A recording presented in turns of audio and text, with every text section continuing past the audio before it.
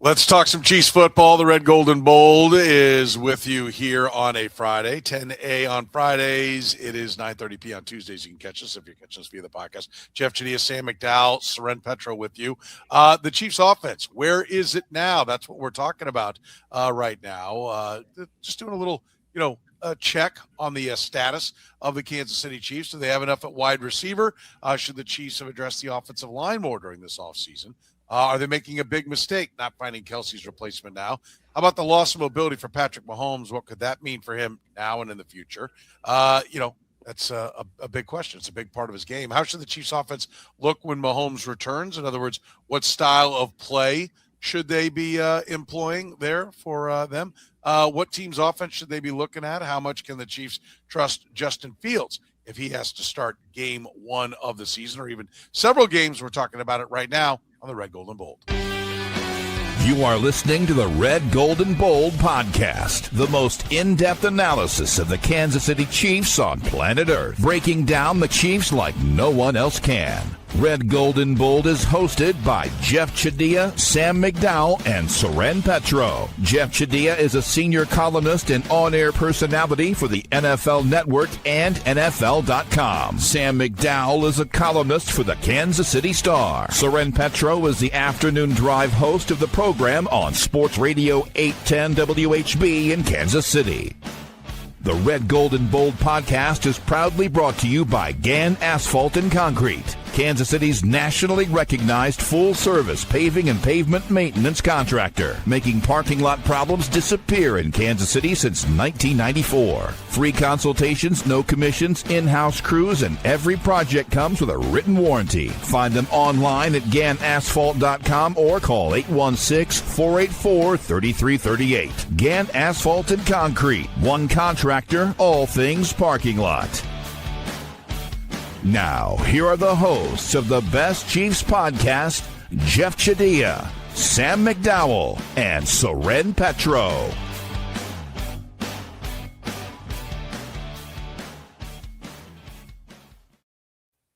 Hey, thank you, Curtis. We appreciate it. Off and running here on the Red, Gold, and Bold, taking stock of the Chiefs offense right now. And let's start with this, the wide receiver position. Jeff, we talked about minicamp. We've seen what the rookies can do. We did that on Tuesday night. What are you thinking of the wide receiver position now if they're not able to add anything else? I know fans are going to look at some 33-year-old wideout that they remember being good 5 years ago, and they're going to want the Chiefs to go get him. But right now, what do you make of the Chiefs wide receiver position? You're not high on Keenan Allen coming over here. I'm not. I'm not high on. Well, first of all, they don't have a lot of cap room to go do that. I'm not high on trading real draft picks for AJ Brown. I'm not high on Keenan Allen or Stefon Diggs or any of those guys unless it comes on a very, Brandon Cooks last year on a 1-year deal that was super cheap. Okay, sign me up. But multi-years for guys in their 30s, no. Yeah. Well, I would say this. I think people who are just expecting an uptick based on the arrival of Kenneth Walker. I don't know.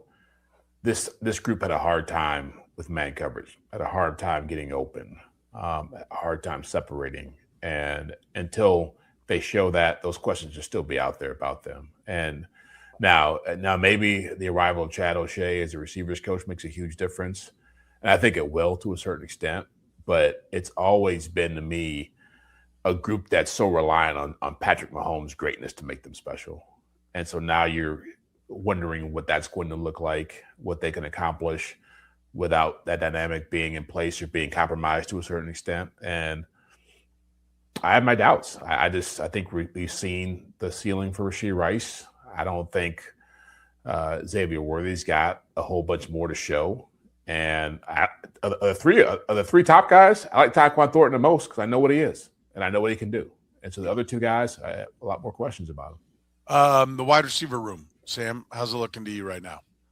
Yeah, I mean, I don't even think that Jeff mentioned the top point, which is like the assumption that these guys will even be the guys they have just because they're the guys they have right now, because Rashee Rice has played 12 of the last 37 available games for the Chiefs. Xavier Worthy missed time last year, and the whole knock on him coming out of the draft was Is he big enough to play in the NFL and therefore play 17 games in the NFL?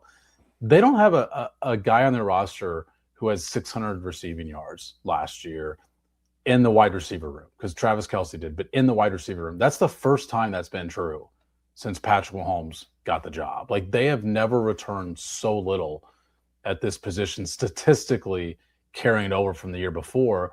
And the hope is that Rashee Rice develops into a consistent number one, which again requires him to be consistently available. That Xavier Worthy develops into a number two, which requires him to become a more versatile, well-rounded wide receiver that we haven't seen in 2 years. And that he actually can connect on deep passes with Patrick Mahomes, which, to be fair, I do think is as much on the quarterback as it is him. And then, I mean, Tyquan Thornton was great in a specific role, but wasn't a great separator. It was because he got great contested catches. Like, he was great at the point of attack, surprisingly so for a guy of his build. But I think Jeff points out the secondary thing, because I think the number one thing is the availability. But number two is, can these guys separate when teams play man coverage against them? And if you're saying yes, I guess my follow-up would be based on what? Right. I mean, well, is it all, Jeff, then on a new receiver coach and a new offensive game plan with hopefully Eric Bieniemy bringing, parts of the Ben Johnson offense over to add to Andy Reid? Is that the only thing that makes this receiver room better? Yeah, I had an argument with a guy who was talking about O'Shea's impact. Again, I like his addition, but he was saying, "Oh, O'Shea will coach these guys up," and I'm like, "So now we're developing people who've been around for 2-3 years." Like, that's what the Chiefs are relying on. Let's coach them up now, as opposed to the earlier times in their careers. Look, I think this is all really mostly tied to the regression of Travis Kelce, to be honest with you, because when you look at what's happened to this receiving core over the last few years, when they were really good back in 22, when the offense was really good, number one back in 22, he was at the height of his game still. And so without that element there, now that year you saw the impact they had on Juju Smith-Schuster and Justin Watson and some other guys who were in the mix. And now without that presence, it's almost like having a basketball team without having a number one scorer. It's or watching KU basketball without Darren Peterson, right? You got a whole bunch of guys who can do certain things, but they look better when the alpha dog is doing his thing. And so that's kind of where I see this group is that I think there are a lot of Tito's and Jermaines, but no Michael out there.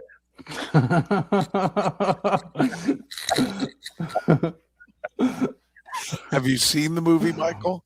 I haven't seen it yet. Yeah. Fresh on your mind. My buddy went to see it. In fact, it's Renee Brunetti, one of our sponsors from Italian Delight. I have not gotten a report yet on how good it is. He's big into music, and so he went right away to see it. I got to hear how good it is. That's a great point. I mean, there is not a number one, and that is a problem for them. I mean, I don't think it's out of the, like, there are worse number ones than Rashee Rice. So when you go back of what he's done over the last 3 years, because I looked this up for a column I wrote a week ago, that there's 66 wide receivers who have at least 100 catches over the last 3 years. He's number one in yards after catch in the NFL over the last 3 years among the guys who have at least 100. And it's 8.0 yards per catch. And when you just want to total the yards per game, over his last 18 games, he's at 77 yards per game. That's top 10 in the NFL. But again, the problem is, in order to get over his last 18 games, I'm covering 3 years. Yeah, I'm covering last year, the year before, and the back half of his rookie year in order to find 18 games. I would also offer on the yards after catch, when everything you catch is 2 yards behind the line of scrimmage to 2 yards, to 6 yards past it, you better have yards after catch. Well, sure, but he does. He does.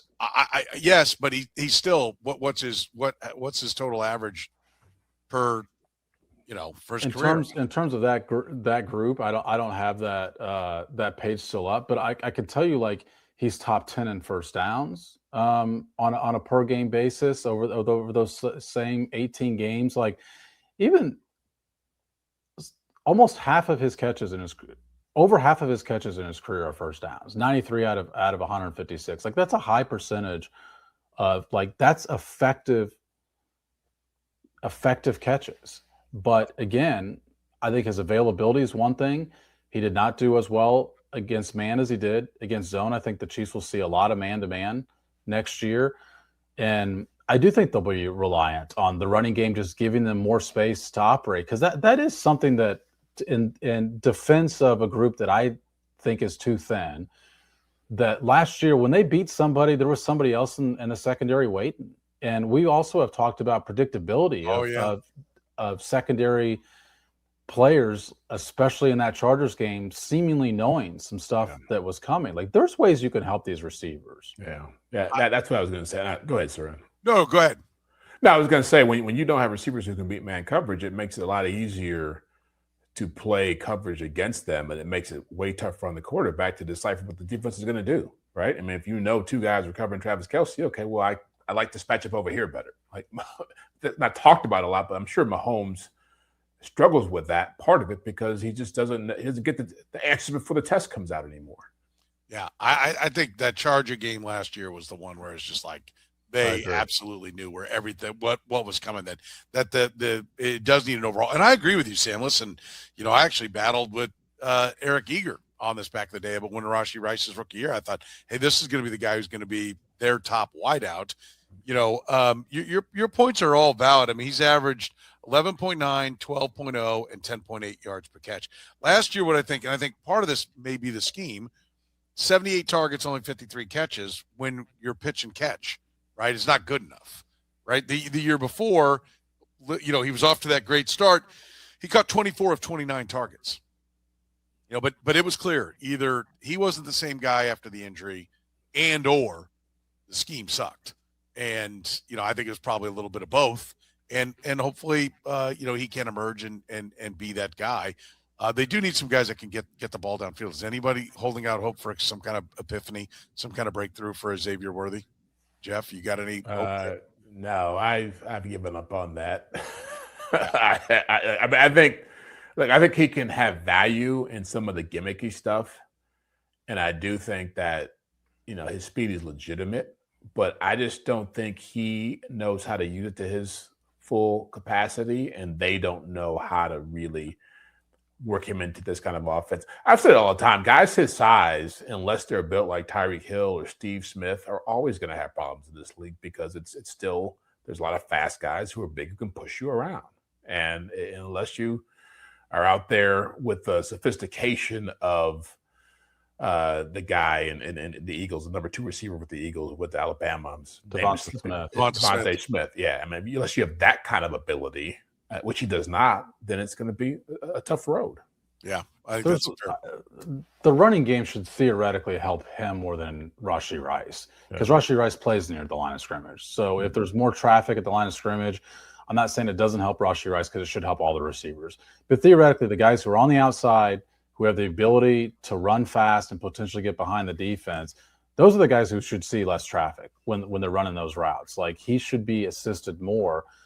But his problem has not been an inability to get open on those routes. We've seen him open. We have not seen him and the quarterback on the same page for the last 2 years on deep routes. Yeah, I think it's a fair point. I don't have a whole lot of hope for Xavier Worthy, but as far as what I've seen, but I do think all of them deserve a chance to work with what is a qualified wide receiver coach and whatever offensive scheme they're going to hatch, and a real running threat. I mean, I think we may find out that there was, there were some. They have made some what could be big changes if Andy Reid will allow them to be. And so everybody's going to get a chance to look better. I mean, go ahead. Well, I was going to say, the Chiefs draft is telling us that everything else was the problem with the wide receivers, not the wide receivers themselves. And the proof will be in the pudding. Yeah, I agree. And, I hope Patrick Mahomes is on board with that. Because that's the one part that's, I think, a little bit scary. All right, we want to get into the offensive line. We will do that right after you hear from our friends at Gann Asphalt and Concrete. Concrete season is in full swing, and asphalt paving is revving up. So right now is the time to get your property on the schedule with Gann Asphalt and Concrete. Whether you need new concrete work, a parking lot repaved, crack filling, seal coating, or full asphalt installation, their experienced crews handle it all right here in Kansas City. Don't wait until the rush hits. Call today for a free bid and secure your spot before the calendar fills up. Get the process started right now at GannAsphalt.com. That's GannAsphalt.com. Gann Asphalt and Concrete. One contractor, all things parking lots. Italian Delight was the first restaurant to bring true New York-style pizza to Kansas City almost 50 years ago. They sell whole pies or pizza by the slice, or enjoy their classic strombolis, calzones, and sausage rolls. Sandwich lovers, check out their lineup of hot and cold subs, the combo, the meatball, or the Philly cheesesteak, just to name a few. And don't forget the pasta. Their famous lasagna and classic chicken Alfredo always hit the spot. And if you're hungry for lunch, check out their daily lunch specials, starting at under $10. Italian Delight can even cater your next work function or party. Dine in, carry out, or delivery, it's Italian Delight. Located just 3 minutes east of Kansas Speedway at 8145 State Ave in KCK. Check out the menu and order online at ItalianDelightKS.com. Kansas City's own Italian Delight. All right, let's talk about the offensive line. Sam, did the Chiefs miss the boat by not addressing the offensive line somewhere, some way, somehow?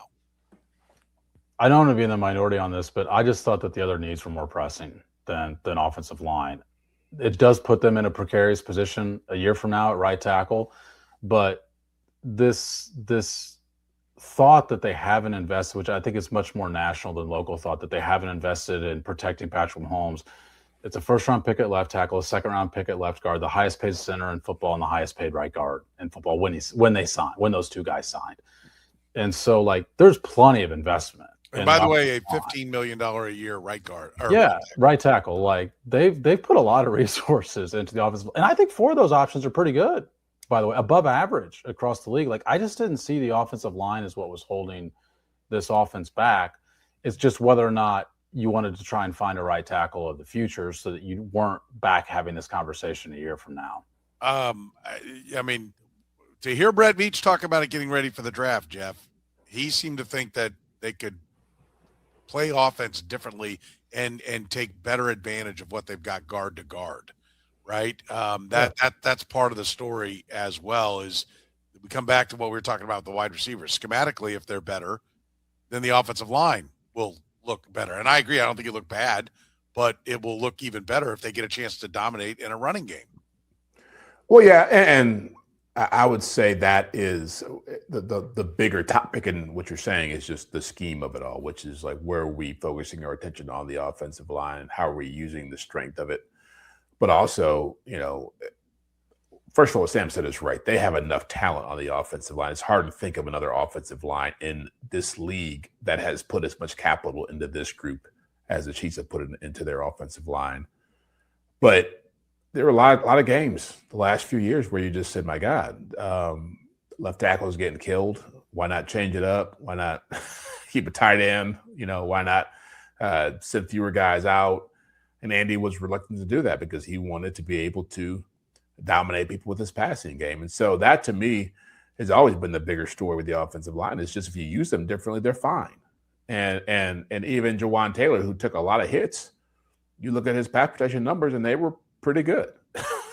And so to go in and invest at that position again didn't make a lot of sense. If you're doing it for the future down the road, a day 2, day 3 pick you want to develop into a starter, I'm good with that. But you've done enough, and if you have to go get a right tackle next year, you've shown you're willing to put a left tackle on the field who's a rookie. So I don't think that would be a problem for you.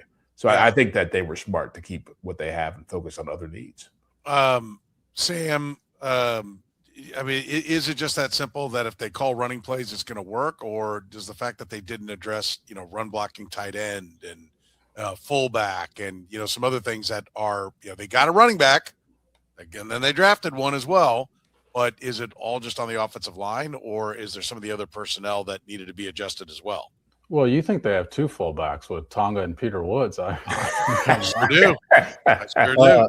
I don't think it's actually just calling the running plays. I mean, no one has asked these questions to the assistant coaches more than you have, and when they're available, bi-monthly or so, which is just like, what if the offensive linemen just know for sure it's a run play, or they know for sure it's a pass play? And that could help in both pass pro and in run blocking. And so, I mean, look, Andy Reid said something interesting, which I think we'll get more into later in the show, about when he was asked by Vahe Gregorian about the scheme. It was more, I don't know if the scheme's going to be changing as much as which plays are you pulling from? Which pot of plays are you pulling from? And so I think that is going to be what could help the offensive line the most is which pot of plays are you pulling from? Are you running the stuff that just allows the offensive line to know pre-play, this is my job on this play for certain, and I'm going to absolutely try and win the line of scrimmage by moving people off the line of scrimmage, or I'm going to try and protect my quarterback. And I know before the play which mindset I need to have and which technique I need to have for the play.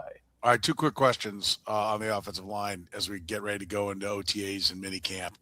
1, who will the third tackle be? Jeff, who ends up being the swing tackle for this team? Well, I think right now it's one named Morris, right? I mean, I think he's got the most experience. Esapole is interesting, but I think that you've got to let that play out. He's got to prove it. It's always easier like the guy who's hadn't had the bigger sample size, but I would say Wanye Morris is probably the guy you trust in the bullets start flying. Sam? Well, first of all, I just think it's telling of Wanye Morris that it's an advantage to have fewer snaps to be liked more. Exactly. I think Esapole's got the inside track at being the third tackle. Yeah, I think ultimately he's the guy for the third tackle. And then the next question is, will Jalen Moore be better than Jawan Taylor, Jeff? It depends on, again, we're looking at sample size, right? I think Jawan Taylor played more games and had more penalties and frustrated people more, but I thought he was pretty good in pass protection the last couple of years. And I think Jalen Moore, the more he played, didn't look as great as we thought he would when he was playing left tackle. So I don't think he's going to be as good as Jawan Taylor. But again, I think if you help him out, if you recognize somebody's not as good as somebody and you help them out, then you can be okay. The problem is when you expect the guy to be phenomenal and he can't be that way. And that's what this team has tried too often with that position. When he was healthy, Jawan Taylor played over Jalen Moore, Sam, and the league decided he was worth a 1-year, $5 million contract, right? So is Jalen Moore going to be better? I mean, the one thing I will say, one thing that might make him better is maybe he's more suited for more of a physical game, a run game, and maybe all the things we're talking about that schematically could be different. The right pot of plays could perhaps make it easier for him to be better because otherwise, don't we need an investigation about if he's way better? Why didn't he play over Jawan Taylor last year? Yeah, I think Taylor is the answer to that. But what's interesting is particularly this year, when you're talking about a quarterback who might be less mobile than what he typically is, would you live with the guy who could protect the quarterback but takes more penalties? And I think the answer in that is yes. The thing that hurt with Jawan Taylor is the Chiefs' offense these last 3 years has not been an offense that's able to overcome a 10-yard penalty the way that it was in the early Mahomes years. And so a 10-yard penalty was a killer for this team in terms of converting drives and moving the chains when they could not get the big play. And so that had a real net loss value, even as good as he was last year in particular at protecting the quarterback. Those plays, those penalties matter a lot. And it's hard for an offensive lineman to have an overall positive day when they commit 2 holding penalties in one game. That's tough.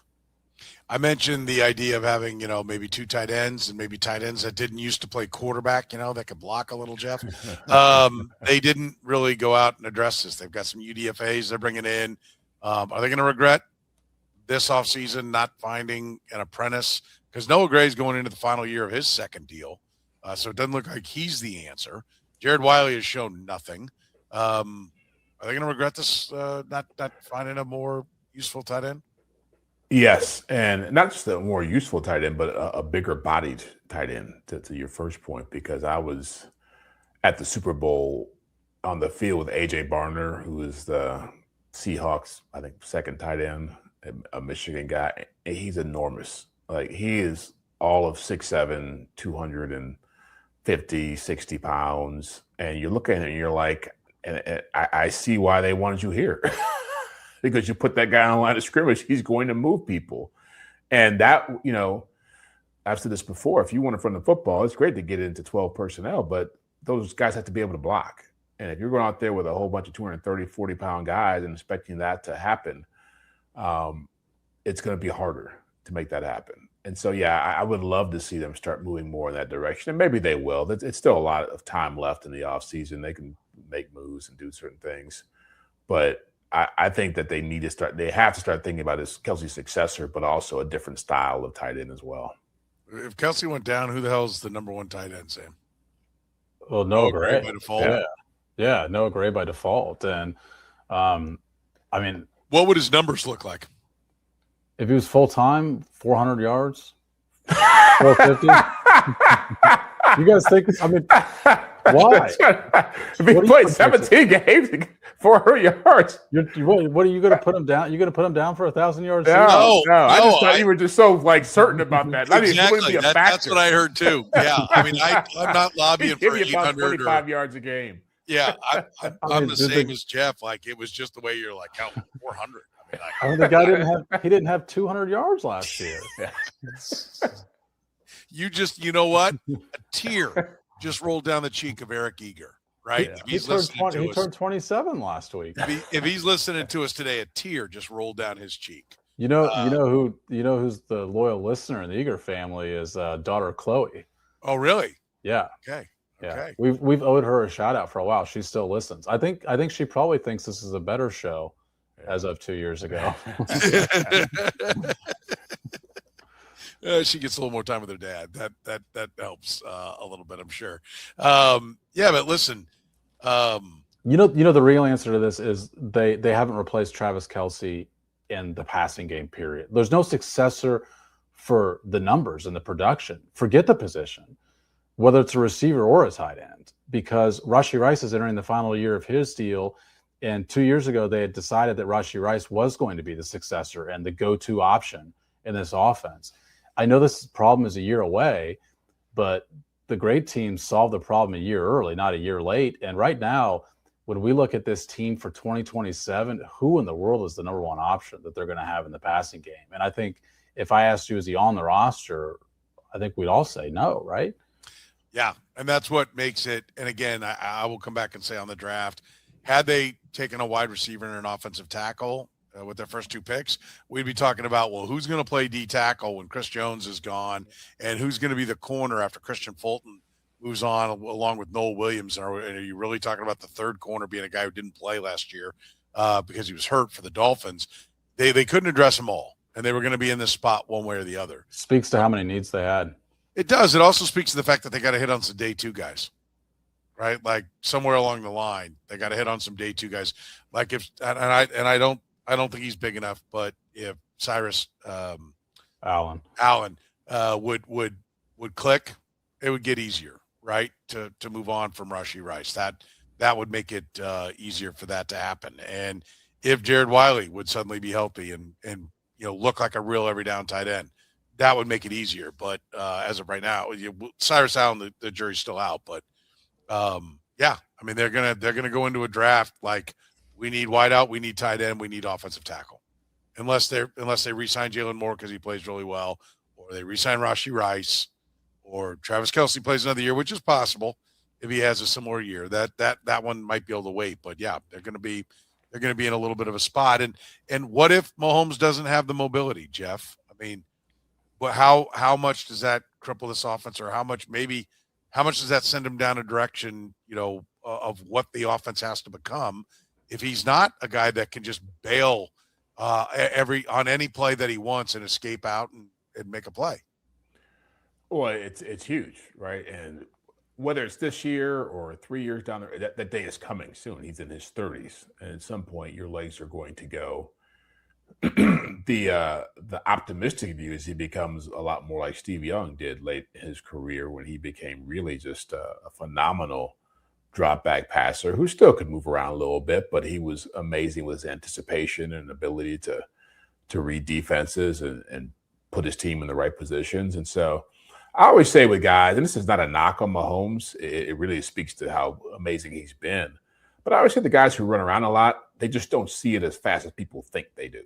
Like if you're Tom Brady or Peyton Manning, you have to be able to see things quickly because you can't rely on your legs to make the play. But like Mahomes and Josh Allen and Lamar Jackson, they always know they can always hit the escape button and go out there and make a play. So it makes them a little bit less disciplined when it comes to really being, okay, let me read this, get the ball out, take the gain. And so, yeah, I think that's where you want to see him grow a lot this year.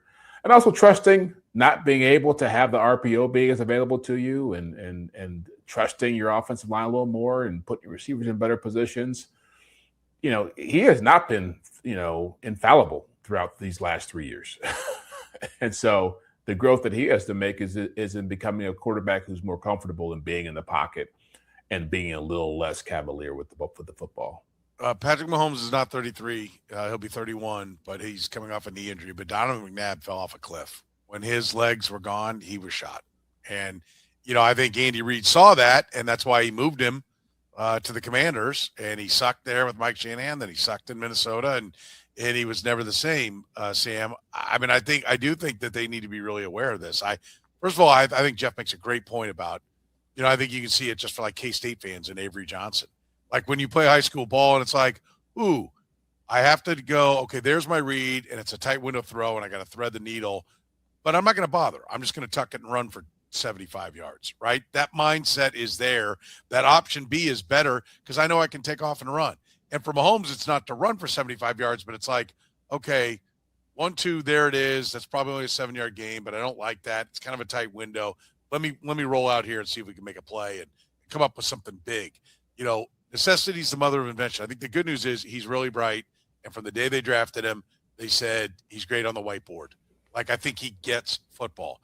And so when he gets tackled a couple of times, okay, I've got to do it differently. Like, I think I'm optimistic that he will evolve way better than Donovan McNabb did. But it's gonna be a shock to the system, and I think it's gonna take some time. Yeah, the point is it will require an evolution. However effective you think he will be in making it, it will require one, because even just last year, he was second in the NFL in scrambles. He was fourth in the NFL in throwing from outside the pocket, which is usually when plays break down because the Chiefs don't do a lot of rollout plays, period. He had 93 throws last year out of the pocket, fourth most in the NFL, despite missing the last 3 games of the season. But he also had the second highest EPA on out-of-pocket throws last year. Like, this is a critical part of the Chiefs. It's a critical part of their offense. It's a critical part of his game.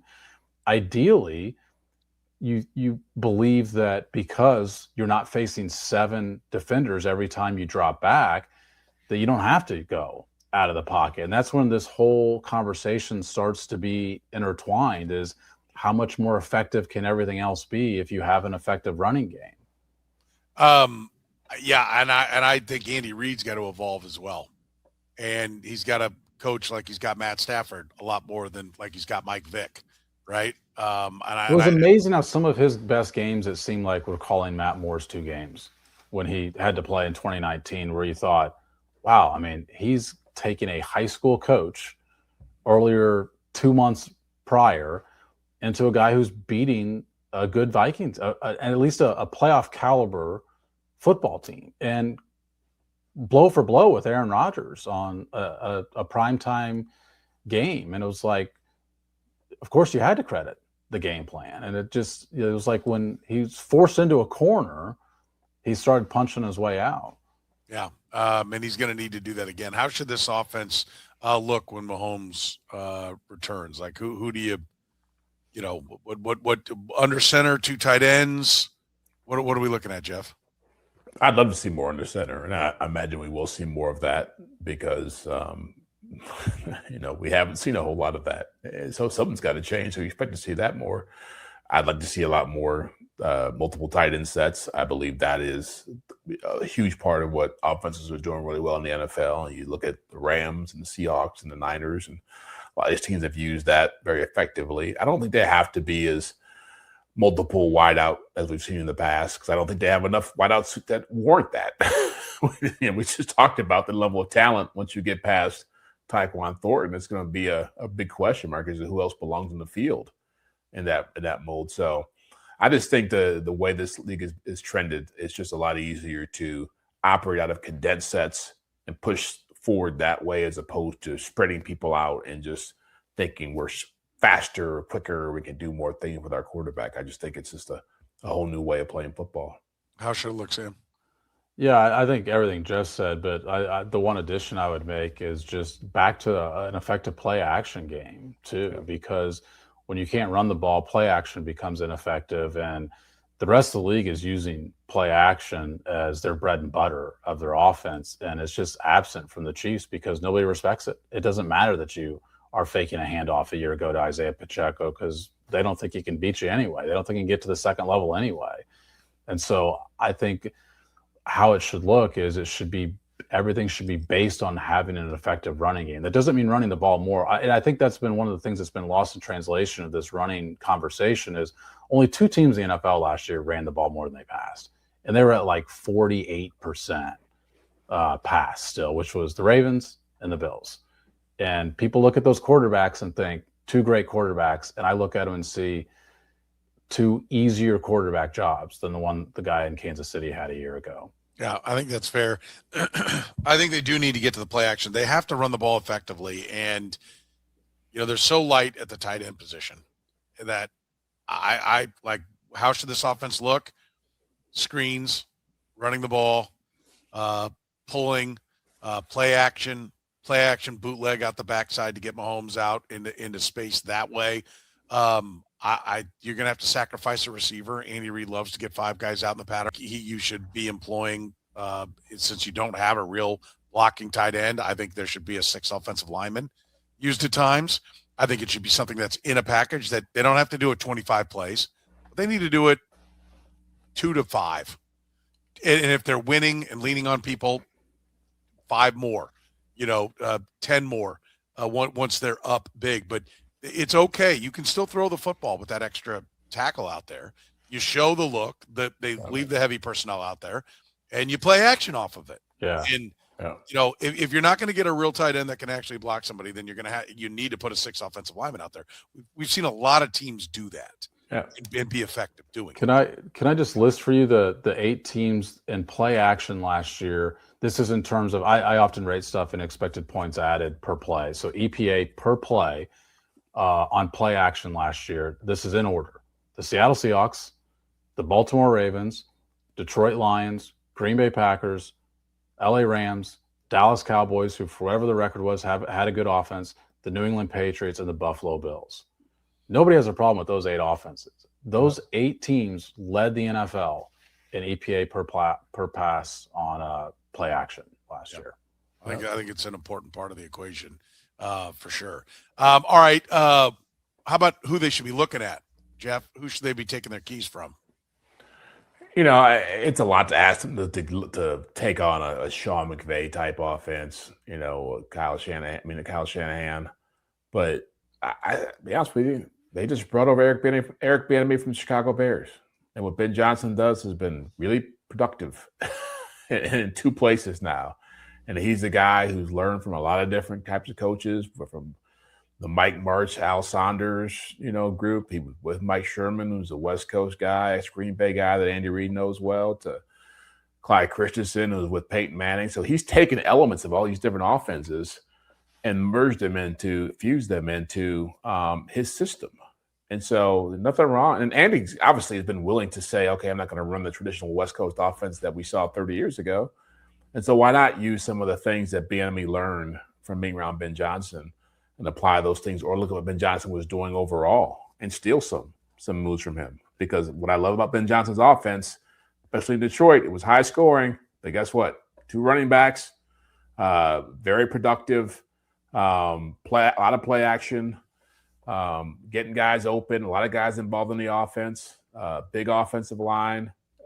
That's what they should be looking at, trying to become. They've made some changes to the coaching staff, Sam. There's no doubt. And hopefully Bieniemy's picked up a lot in his time with Ben Johnson. It's not just going to be like, oh, good, my old comfortable playbook. So that's part of it. ChadO'Shea brings some other ideas as well. He's been a passing game coordinator, so hopefully there's some ideas there. But I do think, if it doesn't get better fast, then you need to be finding somebody who's come from McVay, somebody who's come from Shanahan. Like that, the Royals have guys in their organization that have coached for the Guardians, the Rays, teams that are considered to be progressive in what they're doing. They went and got hitting coaches from the Brewers. Teams that have been successful doing things a certain way. The Chiefs did a little bit of that. They might need to do a little bit more. Yeah, and this is where the relevance of that Andy Reid answer that I mentioned that Vahe Gregorian had asked comes into play, which is his answer is Vahe had asked him about any tweaks he'll make to the offense this year, and he said for the most part it'll be the same. The plays are the same. It's just what areas you draw from. You got a bunch of different areas, whether it's your drop back game, your 3-step game, your play action, your movement, your screen, all those things you've got in the game plan are the opportunity to put them in the game plan. It's which ones you draw from and put in there. And so, like, I don't think it's going to be the situation where he's going to be using, Sean McVay stuff, Kyle Shanahan stuff. I do think Jeff makes a great point about that Eric Bieniemy's voice in the room is a little bit louder. You bring him in for a reason. But my answer would actually be the stat that we just looked up on air while we're doing the show, which is this play action stuff. Because that's a clear correlation with great offense over these teams. So what are they doing? Well, they're running the ball well. That's why play action is effective. And what are they doing on play action? How are guys getting open on play action? And like I said, I mean, the Chiefs, I think, were like 25th in the league in passing yards generated from play action last year. With Patrick Mahomes as your quarterback, ranking 25th in any yardage is inexcusable. That's where you have to improve most. And so whatever allows you to do that, I think, has to be top of mind. I'm terrified at his answer, by the way. You've mentioned it a couple of times. I'm terrified.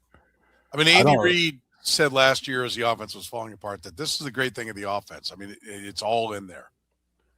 It's not, or you don't use it, right? Like, I mean, and go ahead.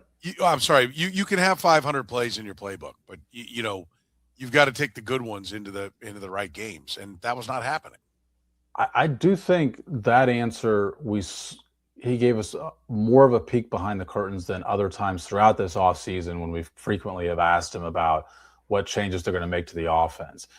Having said that, I really think week 1 is going to be our first indication of what they're going to try and do offensively, how often they are going to be under center. I just don't think that they're inclined, nor should they be, to give anything away about what they're planning to do offensively. I agree with you on the answer. I'm waiting to see, I guess, and maybe I'm giving him too much of the benefit of the doubt to see how much changes when week 1 comes. But I've tried to refrain from reading into his answer for that reason, is because, like, why would you give anything away here on May on what you're going to do offensively when we're sitting here asking what changes you're going to make off? Well, here, the rest of the league should know that we're working on this and this and this. It's like, I think we'll see in week 1. I don't even know if we'll see in preseason. I'm fascinated to see if there's anything that looks different in preseason. Well, we're going to see some Justin Fields in preseason, Jeff. If he has to start the season, where should the confidence level be from Chiefs fans that they can win games with Justin Fields under center? Well, I'm more encouraged about the idea of him starting the season versus a Gardner Minshew type situation where you're thrust into trying to make the playoffs type scenario. I feel like Justin Fields, if you handle him correctly, can be productive for you. And I think the problem he's had is everywhere he's gone, people have thought he could be more than what he actually is. And so Sam referenced Matt Moore back in the day and what Andy Reid did with him. I suspect Andy Reid would look at Justin Fields if he had to start the year and say, okay, here's what we can do with him. And it'd probably be a lot more run than we even thought we would see at this stage, having this conversation about their offense. So I'd be comfortable with it because the one thing he's done well that has been underrated is he's taking care of the football. He does not have a lot of turnovers for a guy who's played like 10, 12 games over the last. He does. He fumbles a lot, though. Yeah, but as far as throwing the ball downfield, yeah, exactly. I'm talking about like just taking care of it in the pass game. But I think he's something like 20 touchdown passes and like 6 picks or something like that in the last couple of years, something like that.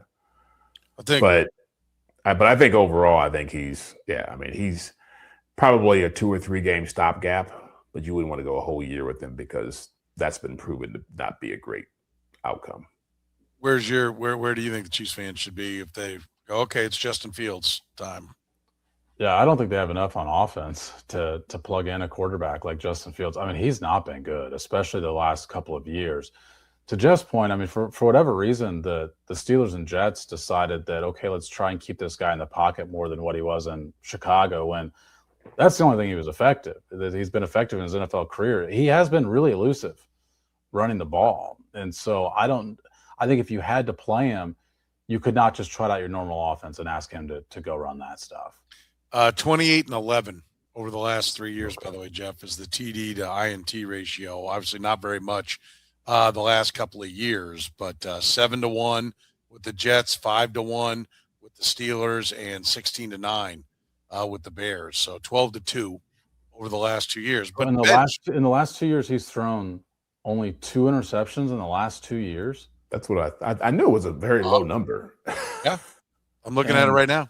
And what's he's been benched by both, right? But he played in 10 games, started 6, and he had 5 touchdowns.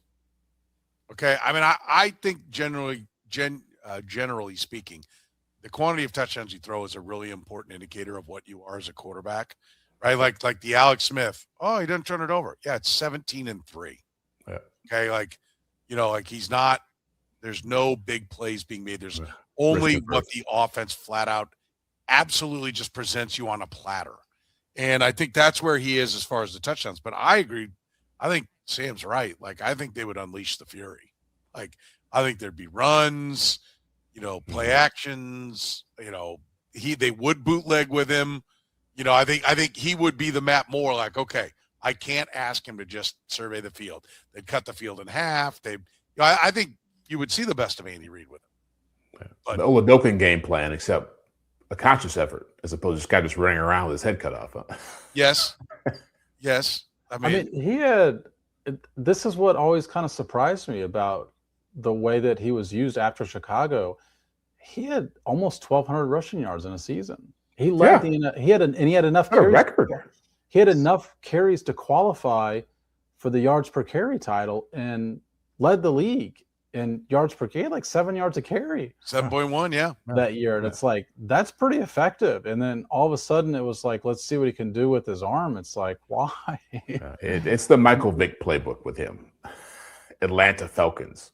Yeah. I was going to say, not the Andy Reid playbook with Mike Vick, because that's when he had to become more of a passer because he was in his 30s. Yeah, but I think we'd all agree you can win games with Justin Fields if you have Andy Reid and Steve Spagnuolo and a defense. Like, if Andy Reid's at the top of his game, they can win some football games. I'm with Jeff. I think it's been proven. No, you do not want Justin Fields as your quarterback for 17 games. But I think Justin Fields for 3 games, you've got a good shot to go. Assuming everything else is up and running the way they want it to be up and running, you can go 2-1 in 3 games. That'll get you by. Does anybody disagree? That's all you want from him. I totally agree with you. Depends who you're playing. I mean, I don't think you can beat a good team with that situation. Well, we just talked about that. They don't have great weapons. I mean,